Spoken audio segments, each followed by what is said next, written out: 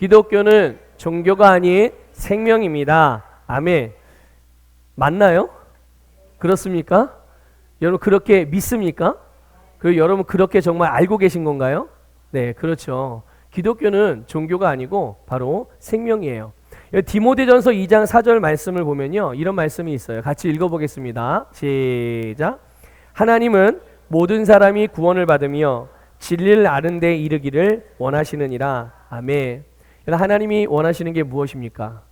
모든 사람이 구원을 받는 것이고, 그리고 구원을 받은 모든 사람들이 진리를 아는 데 이르는 것, 이것이 하나님께서 원하시는 바입니다. 이것을 위해서 하나님께서는 예수 그리스도를 보내주셨고요. 그리고 예수님께서는 자신을 모든 사람들을 위하여, 모든 사람들이 구원을 받을 수 있도록, 또한 구원받은 모든 사람들이 진리를 아는 데 이를 수 있도록, 다른 말로 표현하면 예수 그리스도의 장성한 분량이 충만한 데까지 우리가 성장하고 온전해질 수 있도록 예수님이 자신을 대속물로 내어주셨습니다. 믿으십니까? 그래서 누구든지 예수 그리스도를 통하기만 하면, 예수 그리스도를 믿기만 하면, 그분의 말씀을 따르기만 하면 누구든지 구원을 받을 뿐만 아니라 진리를 아는 데 이르기를 원하시는 하나님의 뜻이 그들의 삶에서 이루어질 수 있는 줄 믿습니다. 그래서 여러분 누구든지 예수 그리스도를 믿으면 하나님의 자녀로 거듭날 뿐만 아니라 거듭난 하나님의 자녀들이 바로 진리를 아는 데 이를 수 있게 되는 거죠. 어떻게 진리를 아는 데 이를 수 있을까요? 어떻게 해서? 바로 진리이신 말씀에 반응할 때. 우리가 예수 그리스도를 믿으면 구원받습니다. 예수 그리스도를 믿으면 복을 받습니다. 예수 그리스도를 믿으면 거듭납니다. 예수 그리스도를 믿으면 하나님의 자녀로서 새로운 삶을 살게 됩니다. 여러분, 이 말씀에 반응하여 구원을 얻지 않았습니까? 마찬가지로 이렇게 구원받은 하나님의 자녀들이 하나님께서 하나님의 자녀들에게 주신 말씀, 하나님께서 당신의 자녀들에게 말씀을 주실 때 그 말씀의 내용이 어떤 종류의 내용이고 어떤 영역에서 적용될 수 있는 말씀인지 그것과 상관없이 모든 말씀에 우리가 믿음으로 반응하면 그 말씀은 우리에게 그대로 이루어지게 되고, 바로 그 이루어지는 주인공으로서 매일매일 하나님의 뜻이 내 인생에서 이루어지는 삶을 경험할 수가 있게 되는 거예요. 그래서 그리스도인이요, 주님의 말씀에 믿음으로 반응하는 만큼 진리를 알게 될 뿐만 아니라 진리를 알게 되는 만큼 여러분 성숙하며 승리하는 삶을 살게 되는 것이죠. 여러분, 우리 모두가 그런 삶이 되시기를 주님의 이름으로 축복합니다. 여러분, 그러면 이 모든 사람이 구원을 받는 것, 모든 사람이 거듭나는 것, 또 진리를 알게 되고 영적으로 성장하면서 삶에서 승리하는 삶을 살아가게 되는 것, 이것이 실제로 가능하게 하는 근원, 이것이 우리에게 실제로 가능하게 만드는 그 근원이 무엇일까? 바로 살아계신 하나님이십니다. 믿습니까? 그냥 하나님이 아니에요. 어떤 하나님이요? 네, 살아계신 하나님. 이게 중요한 거예요. 하나님은 하나님인데 살아계신 하나님. 세상을 지으시고 사람을 지으시고 오늘 우리를 낳으신 살아계신 하나님이 바로 저와 여러분, 또 우리들 거듭난 하나님의 자녀들의 삶을 승리의 삶으로서 또 온전한 삶으로 만들어 주심을 믿으시기를 바랍니다.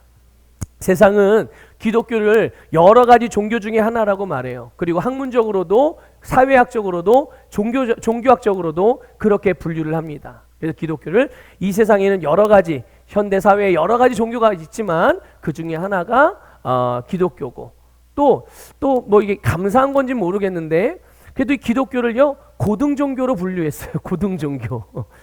수준이 좀 높은 종교라는 얘기죠. 예. 자, 그런데 여러분, 기독교가 종교입니까? 우리끼리 하는 얘기 아닐까? 아니, 우리끼리 하는 얘기라도 우리끼리만 하는 얘기를 할지라도 그것이 진리라면 우리는 우리끼리만이라도 그 진리를 선포해야 하고 말해야 하고 믿어야 하고 의지해야 하고 행해야 될 줄 믿습니다. 그것이 진리라면. 네. 그럼 진리인데 왜 우리끼리만 알고 우리끼리만 그것이 진리라고 말할까요? 다른 사람들은 진리를 모르니까요. 그렇죠? 알면 아는 사람들끼리는 자기가 아는 바를 말하게 돼 있어요. 여러분, 기독교는 종교가 아니고 바로 생명이에요. 그리고 하나님과의 관계일 뿐만 아니라 예수 그리스도 안에서 하나님의 생명과 그분의 본성으로 살아가는 삶이 바로 기독교라는 것. 그러니까 우리의 삶, 거듭난 하나님의 자녀들의 삶 자체가 기독교인 거예요. 믿습니까? 예. 하나님이 살아계시기 때문에, 그분이 생명이시기 때문에 하나님과 같은 생명인 영생으로 거듭난 모든 그리스도인, 모든 하나님의 자녀들은 그 생명이 자기가 가지고 있는, 자기가 갖고 태어난 자기를 하나님의 자녀가 되게 한 그 생명이 나타나는 삶을 살아가는 게 아주 지극히 정상적인 그리스도인의 삶인 줄 믿습니다. 그러니까 우리의 삶에서 그리스도의 향기가 나타나는 게 특별한 사람들에게만 나타나는 게 아니에요. 꼭 성경책을 여기다가 이렇게 끼고 다녀야, 이렇게 들고 다녀야만 저 사람이 그리스도인이구나 라는 것을 아는 게 아니라고요. 그렇다고 이걸 들고 다니지 말라는 얘기가 아니에요. 들고 다녀야 될 필요가 있으신 분은 들고 다니십시오. 그런데 이렇게 해야만 기독교인이구나 라는 것이 아니라는 거예요. 네. 우리는 우리의 삶 자체가 하나님의 생명을 가지고 살아가는 생명의 삶이기 때문에 그 생명의 냄새가 날 수밖에 없는 거예요. 그 생명이 하는 일이 나타날 수밖에 없는 것이고, 그 생명이 하는 일로 말미암아 얻게 되는 결과가 우리의 삶에서 열매로 나타날 수밖에 없는 것이죠. 이것이 너무나도 정상적인 삶인데 많은 기독교인들이, 많은 그리스도인들이 이것을 굉장히 특별하다고 생각을 해서 목사님이나 뭐 전도사님이나 뭐 장로님이나 기도 열심히 하거나 뭐 은사가 많이 나타나는 사람들에게만 그런 게 아닌가 이렇게 생각할 수 있거든요. 그렇게 실제로 또 생각을 해요. 많은 그리스도인들이. 근데 그게 아니라 그것은 너무나도 당연하고도 마땅하고도 평범한 가장 자연스러운 그리스도인의 삶이라는 것이죠. 오히려 이런 삶이 안 나타나는 게, 아니 그리스도인인데 그리스도의 냄새가 안 나, 이게 진짜 이상한 거죠. 그렇죠? 여러분 향수 뿌리시나요? 여러분 향수 혹시 뿌리시나요? 안 뿌리세요? 우리 서북교회 성도님들은? 저는 뿌리거든요. 예, 저는 뿌리는데 좀 제가 향수를 왜 뿌리겠어요? 제 몸에서 나는 향기보다 그 향수에서 나는 향기가 더 좋거든요. 그래서 나도 좋고 나를 만나는 사람도 좋으라고 향수를 뿌리는 거예요. 그런데 제가 향수를 뿌렸는데 아무런 냄새가 안 나요. 그럼 이 뿌리는 행위를 하는 자체가 이상한 거죠. 그렇죠? 아무런 냄새가 안 나는데 그걸 왜 뿌리고, 여러분 여기다 물 뿌리고 오시는 분 계세요? 아침에? 그러신 분 있나요? 물은 먹는 거지 뿌리는 게 아니잖아요. 예, 물론 뭐 보습을 위해서 이렇게 뭐 뿌리기도 하더라고요. 근데 향기를 내게 하기 위해서 물을 뿌리는 사람은 없어요. 물 뿌리고 나서 왜 향기가 안 나지? 이런 사람도 이상한 사람이고, 향기를 내기 위해서 물을 뿌리는 사람도 이상한 사람이고, 그러니까 향수를 뿌린 사람에게 향기가 나는 것은 너무 당연한 거예요. 노력하고 의도하지 않아도 뿌리기만 하면 자연스럽게 향기가 나는 거예요. 그리스도인도 마찬가지예요. 하나님의 생명을 가지고 있기 때문에 그들의 가지고 있는 생명으로 살아가는 삶 자체에서 너무 자연스럽게 그들이 그리스도인이라는 것, 그들 안에 성령으로 말미암은 예수의 증거들이, 예수 그리스도의 증거들이 나타나는 것은 너무나도 자연스러운 것임을 믿으시기를 축복합니다. 이게 어떻게 그럴 수 있느냐? 바로 기독교가 생명이기 때문에 그래요. 하나님이 어떤 하나님이라고요? 네, 살아계신 하나님이기 때문에, 살아계신 하나님이기 때문에, 생명의 하나님이기 때문에 바로 그 생명으로, 동일한 생명으로 거듭난 하나님의 자녀들인 그리스도인에게서 이런 역사들이 일어나게 되는 줄 믿습니다. 오늘 본문 우리가 읽은 말씀은 모세가 시내산에서 이제 십계명을 받고 있어요. 그런데 그 아래에 있었던 이스라엘 백성들, 시내산 아래에서 머물러 있었던 이스라엘 백성들이요, 금송아지를 만들고 그것을 보면서 이게 우리의 신이다, 이게 우리의 하나님이다 이러면서 이 금송아지에게 예배를 드리는 내용이에요. 여러분, 오늘 우리는 이 본문을 통해서 기독교가 무엇인지 이스라엘 백성들의 이 금송아지 사건을 통해서 배울 수 있게 되는데요. 오늘 우리가 이 부분들에 대한 계시가 임하고 그것으로 인하여서 내 심령 안에 내 안에 계신 생명의 능력이 하나님의 능력임을 깨닫고 그 능력으로 여러의 매 순간의 삶을 살아가게 되는 이런 역사가 일어나기를 주님의 이름으로 축복합니다. 여러분 1절에 보면 이스라엘 백성이요 이렇게 말합니다. 백성이 모세가 산에서 내려옴이 더딤을 보고, 누가요? 백성이, 이스라엘 백성들이 모세가 시내산에 올라갔다가 안 내려오는 거예요. 빨리 내려왔으면 좋겠는데 안 내려왔다는 거죠. 모세가 어떤 사람입니까? 모세는 이스라엘 백성들을 애굽에서 이끌고 나온 지도자예요. 그러니까 하나님은 눈에 안 보여도 누구는 눈에 보여요? 네, 모세는 눈에 보이는 거예요. 그래서 이스라엘 백성들은 눈에 보이는 모세의 지도자인 모세의 인도를 따라서 애굽에서 나오게 됐죠. 그리고 그렇기 때문에 이스라엘 백성들은 또 모세를 신뢰하고 의지했어요. 물론 모세는 자기의 힘으로 한 게 하나도 없어요. 다 하나님께서 주신 능력을 가지고 그렇게 이스라엘 백성들을 이끌고 나온 것이죠. 그런데 오늘 본문에서는 모세가 시내산에 올라갔다 여러 날 동안 내려오지 않고 있었던 거예요. 그리고 이스라엘 백성들은 모세가 오랫동안 자기들 눈에 보이지 않으니까 불안해하고 있었던 거예요. 그동안 자기들을 잘 인도해온 모세가 보이지 않은 거죠. 그런데 참 이스라엘 백성들이요, 변덕쟁이라고 말할 수 있는 게, 아니 애굽에서 나올 때 홍해를 건너서 나오자마자 물이 없다고 어떻게 한 사람들이에요? 예? 물이 없다고 모세를 향해서 잡아 죽이려고 그랬어요. 아니 그랬던 이스라엘 백성들이 금방 돌변해요. 어떻게 해요?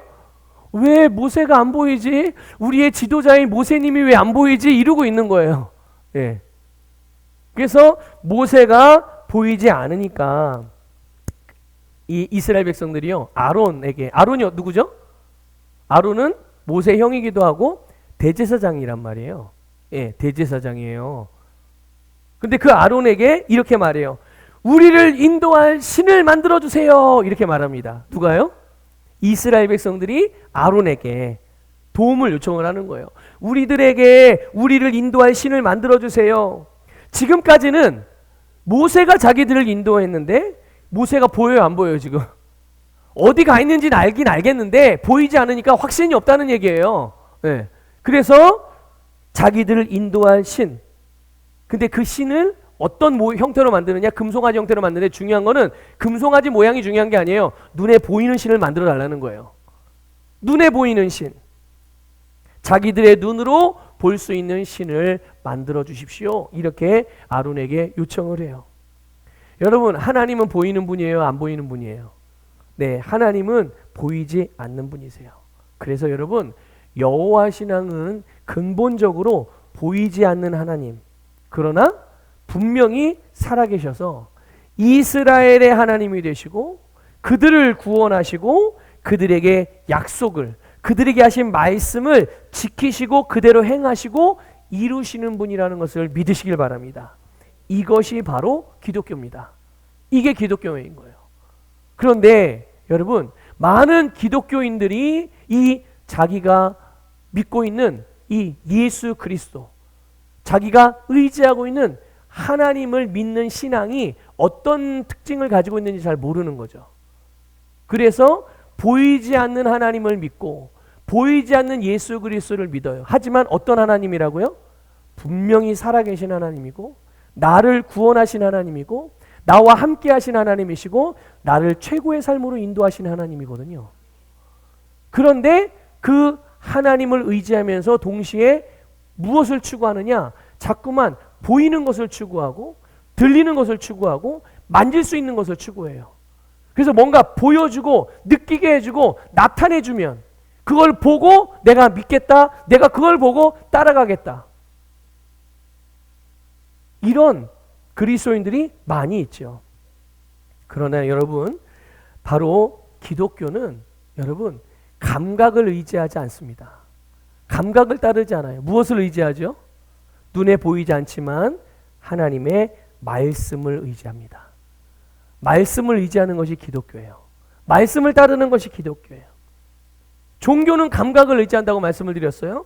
보이고 들리고 느껴지는 것들을 말하는 거예요. 그래서 이스라엘 백성들은 눈에 보이는 모세가 보이지 않으니까 보이는 신을 만들어서 그것을 보면서 또 그것으로 인해서 느껴지는 안정감에 의지하여 그들의 신앙심을, 그들의 하나님을 향한 종교심을 표현하고자 했던 거예요. 보이지 않는 하나님을 보이는 하나님으로 바꾸고 있는 것이죠. 바로 사람이 만든, 여러분 기억하세요. 사람이 만든 보이는 하나님, 사람이 만든 보이는 하나님은 더 이상 하나님이 아니에요. 믿으십니까? 네. 자꾸 뭔가를 보려고 하지 마세요. 자꾸 보여주면 뭐 하겠습니다? 이렇게 하지 마세요. 하나님이 말씀하셨다면 그 말씀대로 행하면 보여지게 됩니다. 나타나게 되는 거죠. 그래서 예수님도 도마에게 그렇게 말씀하셨잖아요. 보지 않고 믿는 자가 복되다. 네. 보지 않고 믿는 자. 아니 보지 않는데 어떻게, 보이지 않는데 어떻게 믿어요? 여러분, 보이는 것을 믿는 것은 믿음이 아니에요. 여러분 믿음에 대해서 배우셨죠? 믿음은 보이지 않는 것을 믿는 것이 믿음이지, 보이지 않지만 그것에 대한 증거를 가진 것이 믿음인 것이에요. 믿습니까? 그럼 보이는 것을 따라가는 건 믿음이 아닌가요? 네, 믿음이 아니죠. 보이는 것을 따라가는 건 이건 확인하는 거예요. 확인하는 거지 믿음이 아니란 말이에요. 그래서 여러분, 이스라엘 백성들은 자기들이 만든 신, 그들의 손으로 만들어낸 이 금송아지를 하나님이라고 불러요. 금송아지님 이렇게 부른 게 아니에요. 금송아지 앞에 놓고 오 우리의 신이요, 우리의 하나님이요 이렇게 불렀단 말이에요. 근데 그게 하나님이에요, 아니에요? 네, 하나님이 아니에요. 하나님이 아니란 말이에요. 부르기는 하나님을 부르지만 그것은 하나님이 아니라 하나님처럼 보이는 하나님을 대신하는 우상이라는 것을 깨달으시길 바랍니다. 그래서 성경은 이걸 우상이라고 규정을 하는 거예요. 여러분, 하나님을 대체하는 것, 하나님을 대신하는 것들이 곧 우상인 거죠. 어떤 것은 보이게, 어떤 것은 보이는 우상이 있어요. 어떤 것은 들리는 우상이 있어요.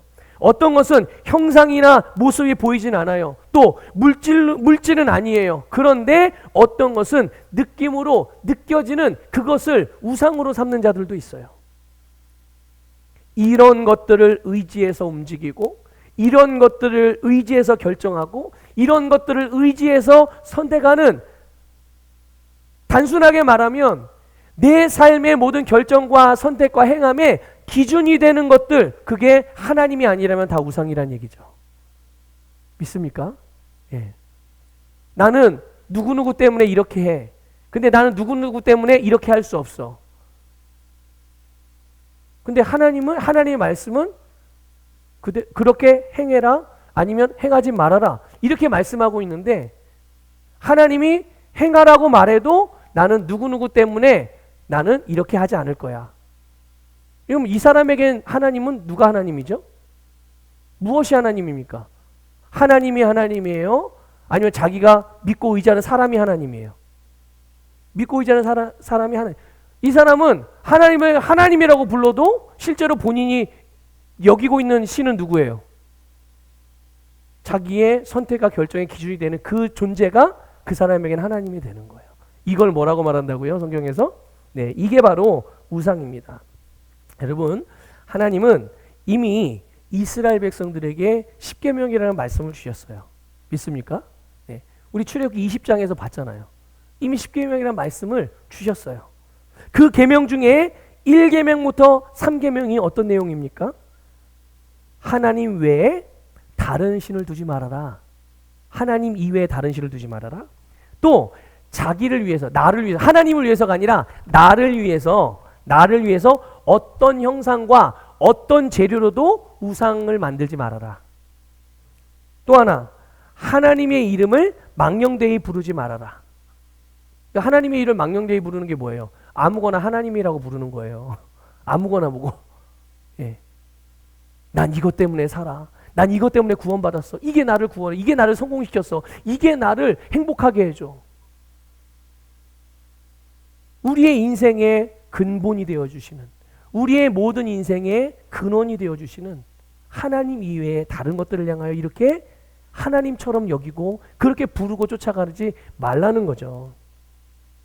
여러분, 그러니까 이스라엘 백성들은 이미 하나님의 말씀을 받았으니 이스라엘 백성들은 무엇이 그들의 삶의 기준과 선택의 기준이 되어야 할까요? 당연히 말씀이죠. 근데 지금은 본문에서는 어떻게 하고 있어요? 그 말씀이 없었던 게 아닌데, 그 말씀을 이미 주셨는데 이스라엘 백성들은 그거 하나도 생각하지 않고 보여주세요, 들려주세요, 느끼게 해주세요. 그게 안 돼요? 그럴 만한 존재를 앞에다 좀 데려놔 주세요. 이렇게 하고 있는 거예요. 여러분, 고린도후서 5장 7절을 한번 읽어볼까요? 같이 읽어보겠습니다. 시작. 이는 우리가 믿음으로 행하고 보는 것으로 행하지 아니함이로라. 아멘. 여러분, 그리스도인인 우리는 믿음으로 행합니다. 무엇을 믿습니까? 당연히 예수 그리스도를 믿습니다. 또 그분의 말씀을 믿는 것이죠. 그래서 그리스도인은 예수 그리스도와 주님의 말씀이 인도하시고 말씀하시는 대로 행하는 줄 믿습니다. 보이고 들리고 느껴지는 이 감각을 의지해서 감각에 반응하는 그런 삶이 아니라, 종교가 아니라 진짜 살아계시며 진리이신 말씀을 의지하며 살아가는. 그래서 우리가 잘 아는 말씀인데 히브리서 10장 38절 한 부분만 읽어볼게요. 시작. 나의 의인은 믿음으로 말미암아 살리라. 아멘. 여러분, 하나님의 의인들이잖아요. 누가요? 모든 그리스도인들이며 오늘 우리가 하나님의 의인들이에요. 그래서 우리는 무엇으로 산다고요? 그래서 우리는 믿음으로. 자, 한번 고백합시다. 믿음이 내 삶의 방식입니다. 믿음이 그리스도인의 삶의 방식입니다. 믿습니까? 네, 믿음이 그리스도인의 삶의 방식인 거예요. 감각이 아니라, 종교가 아니라 진리이신 주님의 말씀을 믿음이 우리의 삶의 방식인 줄 믿으시기를 축복합니다. 자, 1절을 다시 보면요, 본문 1절을 보면 이스라엘 백성들이 금송아지를 만든 목적이 나와요. 목적 뭐라고 되어 있냐면 이렇게 말합니다. 우리를 위하여, 이렇게 말하고 있어요. 우리를 위하여. 아론 대제사장님, 우리를 위해서 저 우상 좀 만들어주세요. 아니, 우상이라고 표현한 건 아니죠. 신 좀 만들어주세요. 금송아지 좀, 보이는 신 좀 만들어주세요. 이렇게 말합니다. 이스라엘 백성들이 스스로 자기들을 위해서 금송아지를 만든 것이죠. 이게 바로 종교의 전형적인 특징입니다. 종교의 전형적인 특징. 언제나 자기중심적이라는 거예요. 자기중심적이고 자기우선적이고 그리고 인본주의라는 특징을 가지고 있습니다. 그런데 여호와 신앙은요, 기독교는 어떻습니까? 자기중심이 아니에요. 다 하나님 중심이죠. 신본주의라고도 말할 수 있는데요. 왜 이 여호와 신앙을 하나님 중심이라고 말할 수 있는가? 하나님이 우리를 위하여서 행하셨기 때문이에요. 하나님이 먼저. 여러분, 하나님이 우리를 위하여 모든 세상의 천지를 만드셨다는 것을 믿으시길 바랍니다. 사람을 몇 번째로 만드셨죠? 가장 마지막에 만드셨어요. 사람이 하나님이 지으신 세상에서 살아가는 데 필요한 모든 것들을 다 마련해 놓으시고 준비해 놓으시고 그 다음에 맨 마지막에 사람을 만드셔서 그것을 싸그리 몽땅 전부 사람에게 맡겨주셨어요. 그리고 너는 이것을 다스려라, 정복해라. 네. 그리고 내가 만든 세상에서 생육하고 번성해라. 이것이 하나님께서 우리를 위해서 행하신 일이에요. 그러니까 하나님은 하나님을 위하시는 분이세요? 우리를 위하시는 분이세요? 당연하죠. 그러니까 자신을 위함이 아니라 다른 존재를 위해서 하나님이 그렇게 행하시는 분이세요.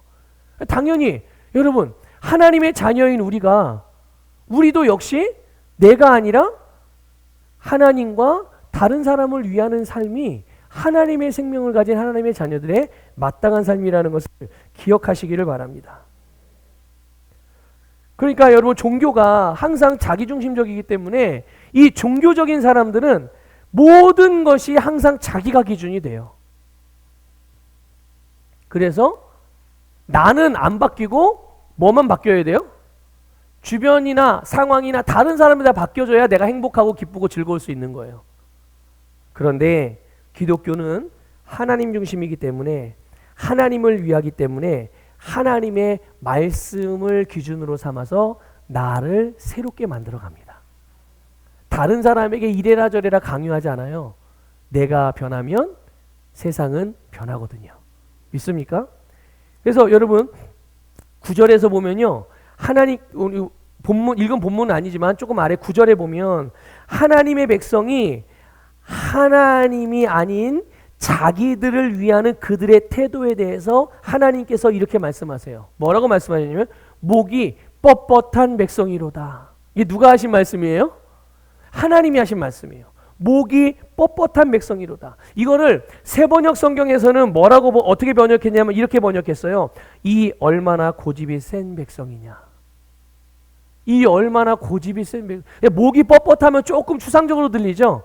내 얘기가 아닌 것 같죠. 근데 고집, 이 얼마나 고집이 센 백성이냐 그러면 왠지 나한테 하는 말 같이 들려요. 네? 여러분 하나님의 말씀에 대하여 자기들의 마음이나 생각을 내어드리지 않고 자기의 생각, 자기의 뜻, 자기의 계획, 자기가 하고자 하는 일들을 계속 주장하기만 할지 여러분 요구할 줄만 알지 도대체 하나님의 말씀을 듣거나 그 말씀을 듣고 수정하거나 바꾸거나 그 말씀을 따르려고 하지 않는다는 거죠. 누가요? 이스라엘 백성들이 하나님의 백성들인데 여러분 기독교는 하나님의 말씀과 뜻대로 우리 자신을 바꾸는데 너무나 자연스럽다는 것을 기억하시길 바라요. 그래서 그런 면에서 보면 굉장히 유연한 거죠. 고집스럽지 않다는 얘기예요. 여러분 내가 말씀으로 나를 바꾸고 말씀으로 나를 변화시켜가는 것이 여기에는 내 잘못이나 실수를 인정해야 되는 과정들이 필요하죠. 내가 뭔가 실수했구나, 내가 바른 선택을 하지 않았구나, 내가 뭔가 잘못했구나라는 것을 내가 인지하거나 알지 못하면 또는 그것을 내가 인정하지 않는다면 바꾸려고 할까요? 안 할까요? 바꾸려고 안 하죠. 그런데 내가 그걸 알기 때문에 인정하면 어떻게 되는 거예요? 그 다음에는 바꿀 수 있는 여지가 생기는 거예요. 기회가 생기는 거죠. 그러니까 내 실수도 인정해야 되고 하나님 말씀 앞에서 내 실수도 인정할 수 있어야 되고 내 잘못도 인정할 수 있어야 되고 또 나의 부족함도 인정할 수 있어야 되는 부분인 거예요. 그런데 이게 부끄러운 일인가요? 부끄럽습니까? 아니에요, 여러분. 이거는 부끄러운 것도 아니고 어리석은 것도 아니고 절대로 손해보거나 피해보는 일도 아니라는 것을 우리가 알아야 돼요. 오히려 날마다 변화되고 성장하면서 새로운 나로 살아가게 만들어준다는 것이죠. 무엇이요? 하나님의 말씀으로 나를 끊임없이 변화시켜가는 것. 하나님의 말씀 앞에 나를 내어드리는 것. 절대로 나를 실패하게 만들지 않아요. 오히려 나를 성공하는 인생으로 만들어주는 것이 주님의 말씀인 줄 믿습니다. 그런데 여기에 이스라엘 백성들의 고집을 더 강하게 만드는 일이 일어나요. 그게 뭐냐 하면 모세의 형이자 아까 말씀드린 대제사장이었던 아론에게 이스라엘 백성들이 금송아지를 만들어 달라고 그랬어요. 그때 아론이 어떻게 하죠?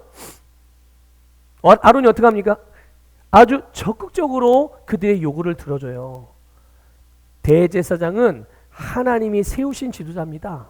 그렇다면 그의 직임, 그의 부르심은 하나님의 일을 위함입니까? 세상이나 사람들의 일을 위함입니까?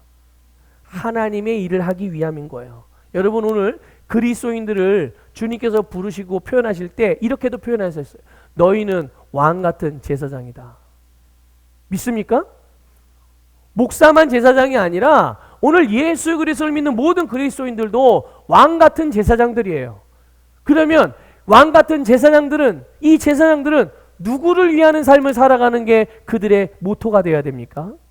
네, 당연히 하나님이죠. 제사장의 직임 자체가, 나를 부르심 자체가 하나님을 위한 부르심이거든요. 이 아론도 당연히 그랬어요. 그런데 이 아론이 하나님의 말씀을 거역하고 타락하는 이 이스라엘 백성들의 편에 서서 그들의 마음을 아주 잘 공감해주고 그들의 걱정을 아주 잘 이해해주면서 손수, 아주 친절하죠? 이 아론이. 얼마나 친절한지 몰라요? 아주 친절한 지도자입니다. 그래서 손수 금송아지를 딱 만들어줬어요. 그러면서 이스라엘 백성들의 죄를 정당화해주고 그들의 고집을 더 강하게 만들어줬다는 사실이죠. 여러분, 이런 리더, 이런 지도자를 여러분 어떻게 생각하십니까? 여러분 어떻게 생각하세요? 좋은 지도자인가요? 대답은 아니라고 말하죠.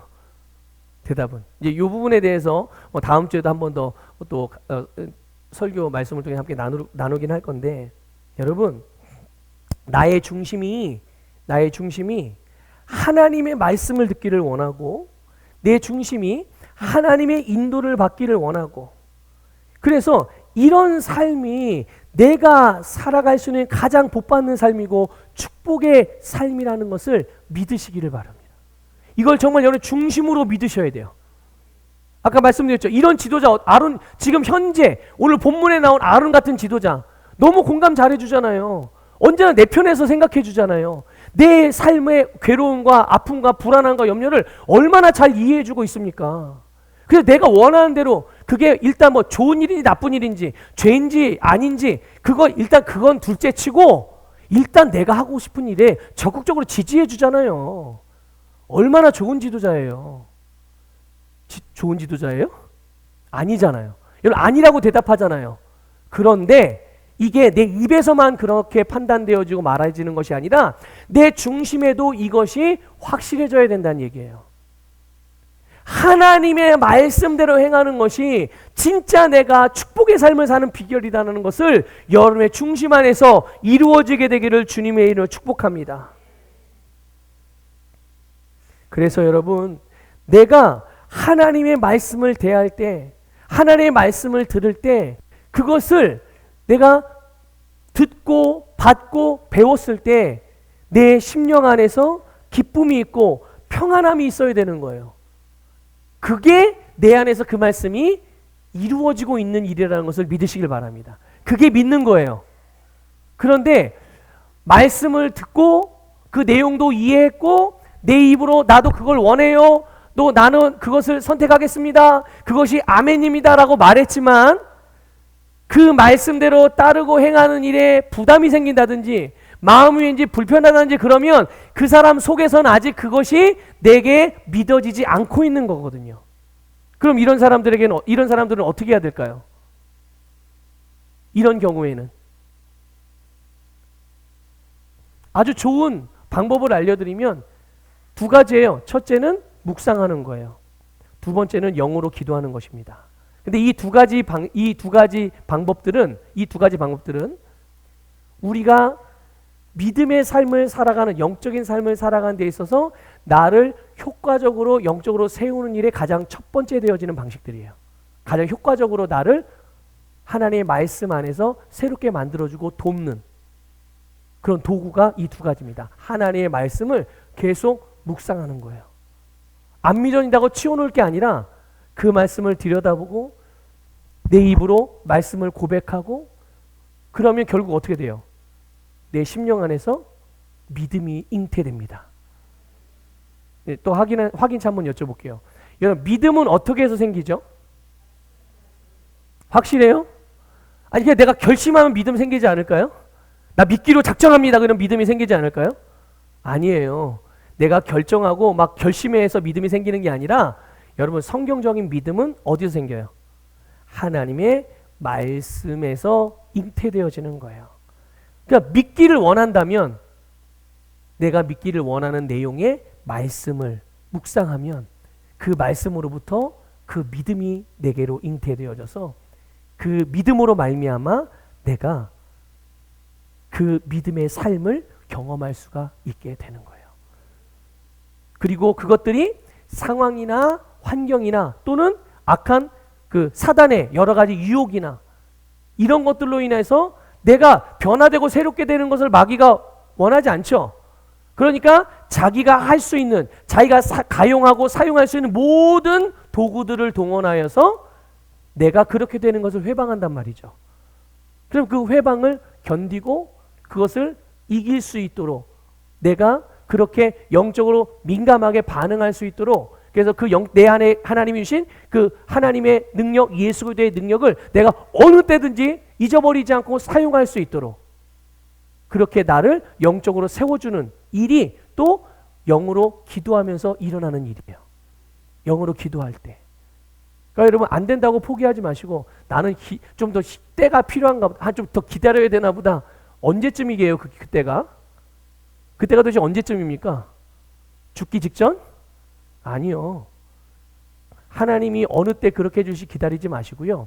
여러분이 그때를 만들어 가십시오. 여러분이 그때를 하나님이 우리에게 우리의 삶을 주장하고 주관할 수 있는 권세를 주셨잖아요. 그러니까 여러분 물론 하나님께서 우리에게 뭔가 필요에 따라서 또 하나님께서 계획하신 그 시간대가 있고 때가 있어요. 그거를 여러분들 카이로스라고 그렇게 말하잖아요. 그 카이로스의 때가 기회의 때가 있거든요. 하나님의 때가. 근데 여러분 하나님이 이미 우리에게 모든 걸 할 수 있는 그런 것들을 할 수 있음에도 불구하고 그런 능력을 할 수 있음에도 불구하고 하나님이 해주시기를 기다리는 그런 때를 기다리지 말라는 얘기예요. 카이로스를 기다리지 말라는 게 아니라 그러니까 여러분 하나님께서는 우리에게 모든 것들을 주셨으므로 그것들을 적극적으로 사용하여서 하나님께서 우리에게 주신 그 모든 것들을 통하여 승리의 삶을 살아가시기를 주님의 이름으로 축복합니다. 자, 2절부터 3절에 보면요. 이제 아론이요. 금송아지를 만들어 달라고 요구했던 이스라엘 백성들에게 금고리를 가져와라 이렇게 말해요. 자, 근데 여기서도 우리가 한 가지 좀 생각해 볼 게 있어요. 그게 뭐냐면 이스라엘 백성들이 그래서요. 너나 할 것 없이 다 금고리를 가져왔습니다. 여기 있습니다. 여기 있습니다. 다 자원해서 기쁜 마음으로 가져왔어요. 그리고 아론은 그것으로 금송아지를 만들었죠. 여러분 이스라엘 백성들은요. 지금 자기들이 원하는 대로 하나님의 말씀이 아니라 자기가 하고 싶은 대로 잘 되어져 가고 있었습니다. 그렇죠? 잘 되어 가고 있어서 정말 그런데 여러분 한번 생각해 보세요.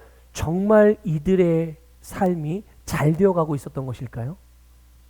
겉으로 볼 때는 거침없이 자기들은 지금 우상을 만들고 싶은데 금송아지만 이 일이 누가 제안을 했어요? 뭐가 막히는 게 있어요? 뭐가 모자랐어요? 아니에요. 모든 게 다 잘 되고 근데 진짜 잘 되고 있었냐는 거죠.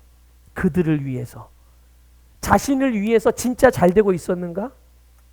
그들이 이런 일들이 지금 그들이 목적한 대로 진짜 자기들을 위하는 일이었을까?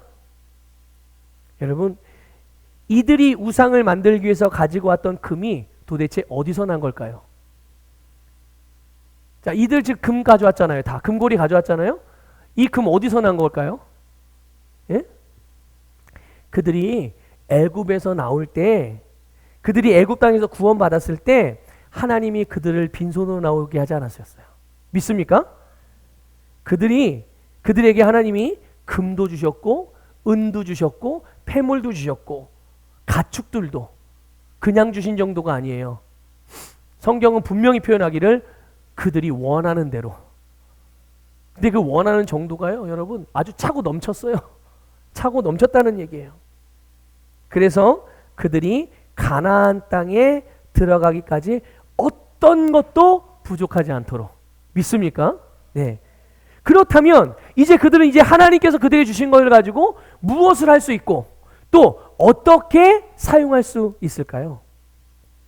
여러분 그들은 하나님이 그들에게 살라고 하신 삶을 위해서 사용하고 그런 삶을 위해 필요한 대로 사용하고 살아가면 되는 거죠. 하나님이 그들에게 주신 삶이 어떤 삶입니까? 애굽에서 이제 나와서 이제 가나안을 향해 가고 있어요. 하나님이 그들에게 살라고 하신 삶, 그들에게 주신 삶이 어떠한 삶이에요? 바로 애굽의 왕이었던 바로의 종이 아니라 하나님의 백성으로서 가나안을 향해 전진하는, 또 하나님의 백성으로서 자유자로 살게 하셨다는 것을 믿으시길 바랍니다. 그래서 그들은 하나님께서 그들에게 말씀하시는 대로 언제든지 말씀을 선택할 수 있는 자유자가 됐다는 거예요. 여러분, 바로의 종이면 하나님이 아무리 말씀을 해도 바로의 종으로 있기 때문에 그걸 내가 그렇게 살고 싶어도 살 수 있어요, 없어요? 살 수 없는 거예요. 선택할 수 없는 거예요. 여전히 종으로 묶여있기 때문에 자기의 주인의 말을 들을 수밖에 없는 거죠. 근데 이게 지금 이스라엘 백성들이 뭐가 됐다고요? 자유자가 됐어요. 그들이 원하기만 하면, 그들이 선택하기만 하면 하나님이 그들에게 말씀하시는 대로 살 수 있어요, 없어요? 살 수 있는 그런 자유자라는 게 바로 그런 거예요. 그러니까 내 마음대로 허랑방탕하게 사는 흥청망청 그런 게 자유가 아니라 진짜 내가 살고자 하는 인생을, 진짜 나의 인생을, 진짜 가치 있는 인생을 내가 살고 싶어, 이런 마음이 들었을 때 그것을 위한 삶의 방식을 그렇게 선택하고 살아갈 수 있는, 그때그때마다 그렇게 선택할 수 있는 그것이 바로 자유자의 삶이에요. 주님께서 우리에게 주신 삶이죠.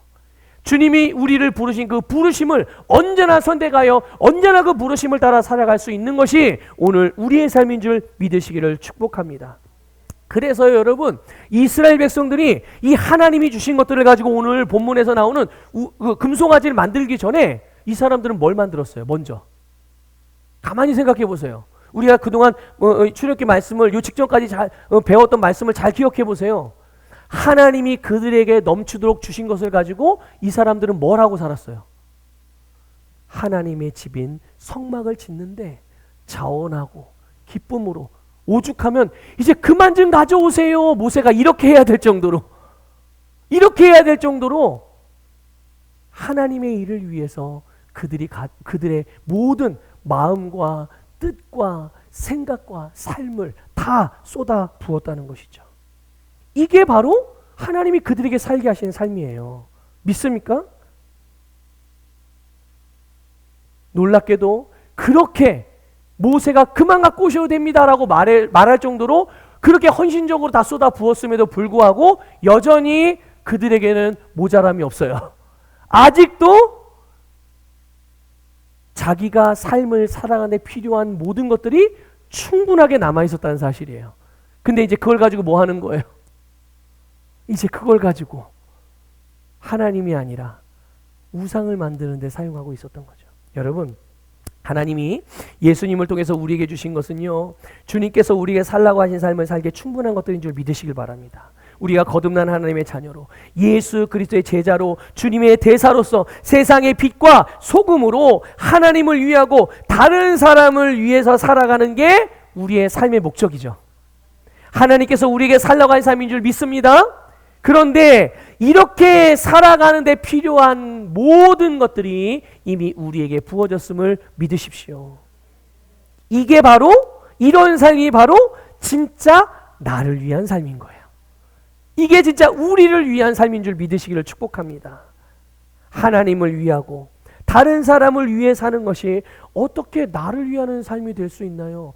내가 2개가 있는데 하나님을 위해서 하나를 드리면 나에게 남는 건 하나밖에 없잖아요. 나에게 2개가 있는데 다른 사람을 위해서 하나를 주면 나에겐 하나밖에 남지 않나요? 그거는 여러분 세상의 방식인 거예요. 세상의 계산법, 윤리적이고 도덕적인 기준, 자연적인 원리.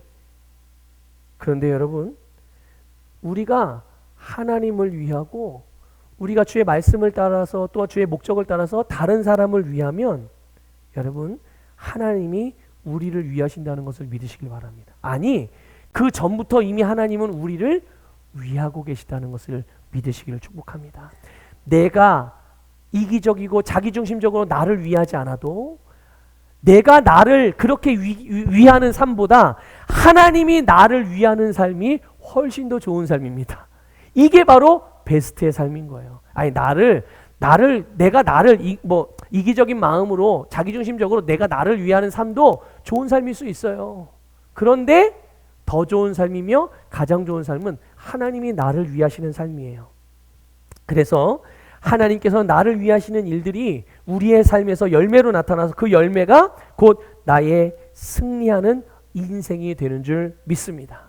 성공한 인생이 되는 거죠. 자, 이제 본문 4절부터 6절을 보면 참 기가 막힌 일들이 벌어져요. 아론이 금송아지를 만들었어요. 그리고 났더니 이스라엘 백성들이 뭐라고 외쳤느냐? 이렇게 외쳤어요.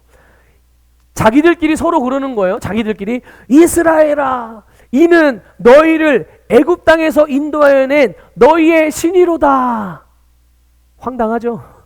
예, 황당한 일이 벌어지고 있는 거예요. 아니, 언제 그 금송아지가 이스라엘 백성들을 애굽에서 나오게 했어요? 언제? 예? 그리고 나서요, 그 다음날 그 우상 앞에서 번제를 드리고 화목제를 드리면서 그 앞에서 앉아서 먹고 마시고 뛰놀았어요. 여러분, 금송아지가 그들을 구원했습니까? 여러분, 세상에 속한 것이 사람, 우리들을 구원해 줍니까? 아니거든요. 그런데 지금 이스라엘 백성들도 그렇고 수많은 사람들이 세상에 속한 것들, 자기들이 지금 뭔가를 위하고 있는 그것이 자기를 구원하는 구원자라고 그렇게 외치고 그렇게 살아가고 있다는 말이에요. 이렇게 그들이 만든 금송아지가 과연 이스라엘 백성들을 위해서 무엇을 했습니까? 그들이 이스라엘 백성들이 금송아지를 향해서 그 앞에서 먹고 마시고 뛰놀면서 화목제를 드리고 번제를 드리고 막 절하고 그랬어요? 오, 우리를 애굽에서 인도한 신이여 이러면서 막 경배했어요. 찬송했어요. 그 앞에서. 자, 그때 이 금송아지가 어떻게 반응했어요? 이스라엘 백성들에게 어떻게 반응했죠? 아무 일도 한 게 없어요. 금송아지가요. 아무 일도 하지 않았어요. 그들을 위해서 아무것도 하지 못했다는 얘기죠. 어떤 응답도 없었어요. 아니, 어떤 것도 하지 않았다는 표현은 사실 부적절한 표현이죠. 할 수가 없었죠. 반응도 할 수도 없었고 일도 할 수도 없었고. 왜요? 왜 그렇습니까?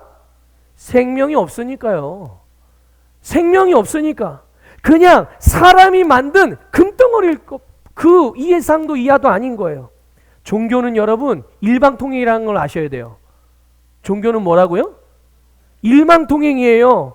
종교는 신을 향한 요구도 있고 바램도 있고 예식도 행해질 수 있어요. 그런데 정작 종교의 대상인 그 신은 아무런 응답이 없다는 거죠. 응답할 수가 없다는 거예요.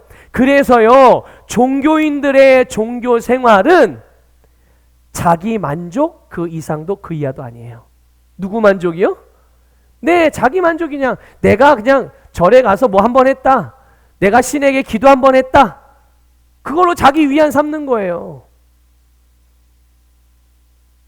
생명이 없으니까. 그 이상 뭔가를 더 이상 할 수가 없는 거죠. 여러분, 세상에 속한 것들을 가만히 보세요. 돈이며 명예며 뭐 세상 권세, 세상을 위한 여러 가지 일들, 뭐 사람들이 요즘에 많이 뭐 하는 그런 자기를 뭐 이렇게 만족시켜야 된다나, 자기 행복을 추구해야 된다나, 그래서 여러 가지 취미 생활도 하고 동호회 활동도 엄청 많이 하잖아요. 영원한 것이 있나요? 그 중에 생명이 있는 것이 있나요? 여러분, 세상에 속한 것은 영원한 것도 없고 생명도 없어요. 우리가 이걸 분명히 알아야 돼요. 그런데 여러분, 기독교는 일방통행이 아니라 양방통행이에요. 양방통행이에요. 하나님이 말씀하시면 하나님의 백성들이 듣습니다. 그리고 거기에 반응하죠. 또 하나님의 백성들이 말하면 하나님이 듣습니다. 그리고 하나님이 그 말에 또한 반응을 하세요. 그래서요, 여기에서 이제 놀라운 일들이 벌어지는 거예요. 하나님이 말씀하시든 하나님의 백성이 말하든 그 말하는 것들이 우리의 세상, 우리의 삶에서 그대로 나타나고 이루어진다는 사실이에요. 믿으십니까?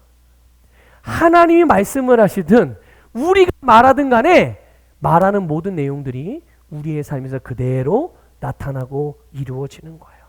이것이 바로 종교가 아닌 생명 그 자체인 기독교의 본질입니다.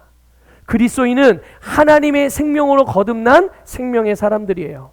생명을 가지고 있을 뿐만 아니라 그 생명을 나누어 주는 자이라는 것을 믿으시길 바랍니다. 그래서 우리는 그 생명으로 하나님과 교제하고 그 생명으로 다른 사람들을 섬기고 그들을 돕기도 하고 돕는 것 그 이상으로 그들을 성장하게 하고 그들을 성공하게 하고 그들을 살리는 삶, 이것이 생명을 가진 우리의 삶인 줄 믿습니다.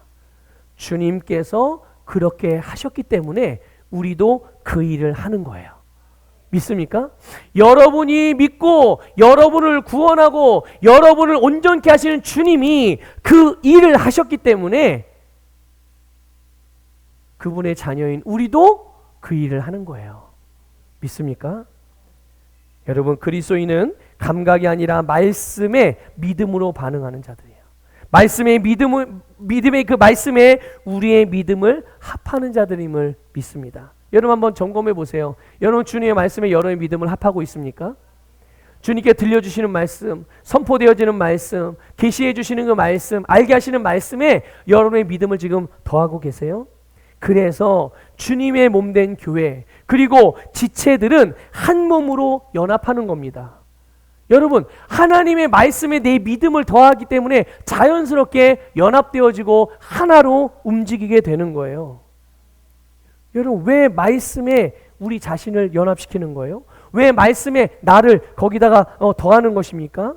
그것이 곧 하나님을 위하고 다른 사람을 위하는 일이기 때문이고 이것이 생명을 가진 우리의 삶이기 때문인 줄 믿습니다.